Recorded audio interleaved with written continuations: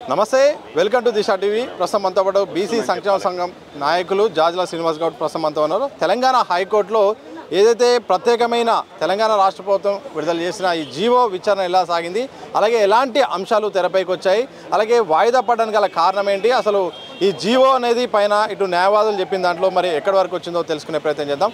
Court విచారణ విషయంలో మీరు అబ్జర్వ్ చేసిన దాన్ని బట్టి చూస్తే ఏమనిపించిందో, ఒకవైపు వాయిదా పడేంత 7 గంటల పాటు విచారణ జరిగింది, ఏం చెప్తారు? ఇప్పుడు బీసీల పక్షాన న్యాయం ఉందని తేలిపోయింది. మేము మొదటి నుంచి చెప్తున్నాం, ఇవాళ బీసీలు 60% ఉంటే 42% రిజర్వేషన్లు ఉంది, అగ్రవర్ణాలకు 9% ఉంటే 10% రిజర్వేషన్లు ఉంది. రిజర్వేషన్లు ఎక్కువ ఉన్న వాళ్ళ పక్షాన ఉంటుందా, లేకపోతే రిజర్వేషన్ తక్కువ ఉన్న పక్షాన ఉంటుందా? ఎస్సీ ఎస్టీలకు జనాభా ప్రకారం ఉంది, అగ్రవర్ణాలకు జనాభా ప్రకారం ఉంది. 7 గంటల ఇవాళ పిటిషనర్ ఎవరైతే అలా అగ్ర కులాలకు సంబంధించిన వాళ్ళు మాధవరెడ్డి తర్వాత గోపాలరెడ్డి తరఫున పిటిషన్లు వేసినటువంటి వాళ్ళు ఉన్నారు. 4 గంటల సేపు కోర్టు సమయాన్ని అంతా వృధా చేశారు. చెప్పిందే చెప్పారు, ట్రిపుల్ టెస్ట్ అన్నారు, అనేక రకాలుగా చెప్పిందే చెప్పారు. మేము అబ్జర్వ్ చేశాం.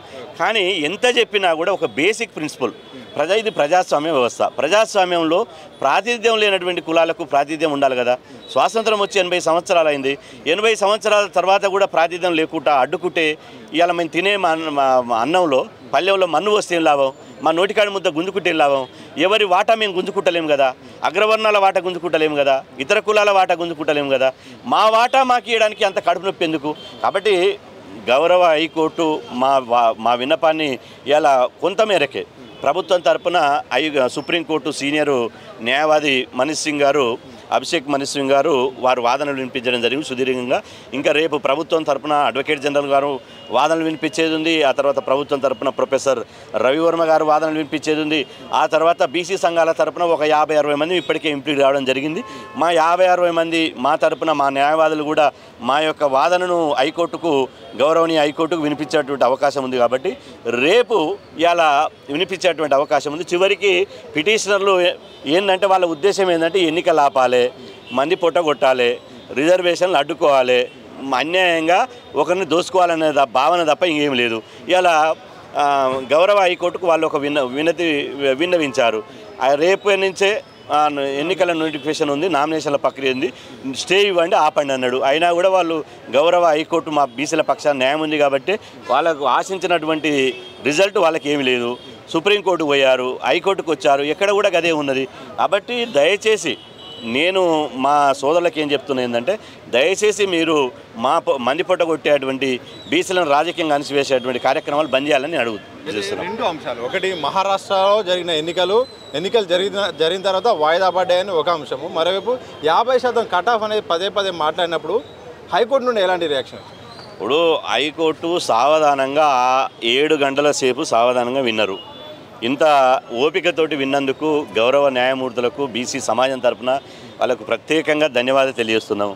ఇవాళ చెప్పిందే చెప్పి సీనియర్ న్యాయవాదులు అంటే ఎవరైతే పిటిషనర్లు ఉన్నారో ఆ పిటిషన్ల తరఫున చెప్పారు. అయినా ఓపికతోటి ఉన్నారు. ఎంతసేపు చెప్పినా బీసీలకు రిజర్వేషన్లు ఇవ్వద్దు, బీసీలకు రిజర్వేషన్లు పెంచొద్దు, 50% సీలింగ్ దాటొద్దు. ఇది 50% సీలింగ్ దాటింది. అరే 10% రిజర్వేషన్లు ఇచ్చినప్పుడు మీ సీలింగ్ దాటింది కదా, 50% లోపియలే కదా. ఈడబ్ల్యూఎస్ రిజర్వేషన్లు ఇచ్చినప్పుడు అంతకుముందు 40% ఉంటే అది అదనంగా 10% అయ్యి 50% కాలే కదా. 50%కు అదనంగా 10% రిజర్వేషన్లు ఇచ్చి 60% అయింది. మరి దానికి లేని అభ్యంతరం బీసీ రిజర్వేషన్ల పట్ల ఎందుకు? కాబట్టి ఇవాళ కోర్టు తీర్పులు ఎప్పుడు ఒకే తీరుగుండయి.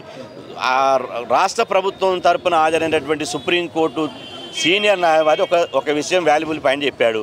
ఇది కోర్టులు చేసిందే తప్ప ఈ లక్ష్మణ రేఖ 50% అనేది రాజ్యాంగంలో ఎక్కడ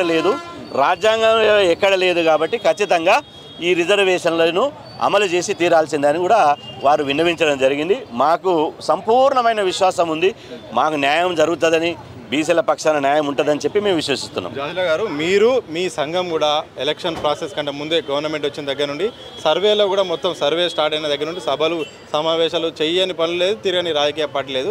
ఇలాంటి మీరు ఇప్పుడు కీలక దశలో ఉంది, హైకోర్టు చాలా దగ్గరకు వచ్చింది. ఒకవేళ అద్భుతమైన ఒక స్పీచ్, అద్భుతమైన ఒక తీర్పు వినబోతున్నారా? ఒక వినే పరిస్థితులు కనిపిస్తున్నాయా? ధర్మం గెలుస్తుందనే మేము 100% విశ్వసిస్తున్నాం. న్యాయం గెలుస్తుందని మేము అనుకుంటున్నాం. ఎందుకంటే ఇవాళ ఎవరైతే పిటిషనర్దారు ఉన్నారో వాళ్ళ వాటా మేము తీసుకుంటే వాళ్ళు కోర్టుకు పోవాలి. వాళ్ళ వాటా వాళ్ళకు ఉంటుంది. ఎవరైతే ఏ సామాజిక వర్గం అయితే కోర్టును ఆశ్రయించారో వాళ్ళు 5% ఉంటే 70% వాటా వాళ్ళు అనుభవిస్తున్నారు. జనరల్ కోటా మొత్తం వాళ్ళు అనుభవిస్తున్నారు. 80 సంవత్సరాలుగా స్వాతంత్రం వచ్చినప్పటి నుంచి మాకు రావాల్సినటువంటి వాటాను వాళ్ళ వాటాను డబల్ త్రిబుల్ 70% వాటా వాళ్ళు దుబ్బేసిర్రు, వాళ్ళే ఎంజాయ్ చేసిర్రు.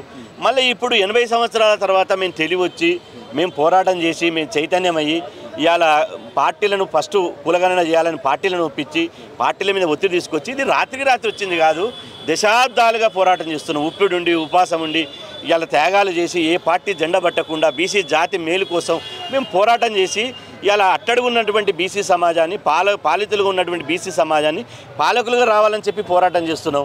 ఇలా మేము చేసే పోరాటంలో ధర్మం ఉంది, న్యాయం ఉంది. అధర్మమైన యుద్ధం ఎందుకు చేస్తుర్రు, అన్యాయమైనటువంటి యుద్ధం ఎందుకు చేస్తుర్రు? ఇలా పోటీ అనేది ఇద్దరు సమానుల మధ్యన జరగాలి కానీ ఇద్దరు అసమానుల మధ్యన పోటీ జరగదు కదా. కాబట్టి ఆ కాన్సెప్ట్ను ప్రజాస్వామ్య స్ఫూర్తిని అర్థం చేసుకుంటారని చెప్పి నేను ఆశిస్తున్నాను. ముఖ్యంగా హైకోర్టు మీద నమ్మకం ఉంది, ధర్మం గెలుస్తుందన్న ఒక ఆశాభావం ఉంది. ఎందుకంటే వాదనలు ప్రతివాదనలు అయిన తర్వాత కోర్టులు కూడా తప్పకుండా బీసీలకు అనుకూలంగా 42% రిజర్వేషన్లకు సంబంధించిన జీవోకు యాక్సెప్ట్ చేస్తుంది. అలాగే ఎన్నికలు కూడా యథావిధిగా జరుగుతాయని కూడా ఆశాభావం ఉంది. ఆ రకంగా కోర్టులు కూడా నిర్ణయం తీసుకుంటాయని కూడా నమ్మకం ఉందని కూడా బీసీ సంక్షేమ సంఘం జాతీయ అధ్యక్షులు జాజుల శ్రీనివాస్ గౌడ్ స్పష్టం చేసిన సందర్భం అయితే కనిపిస్తోంది. కెమెరా పర్సన్ మసూదంతో సతీష్ దిశా టీవీ, హైదరాబాద్.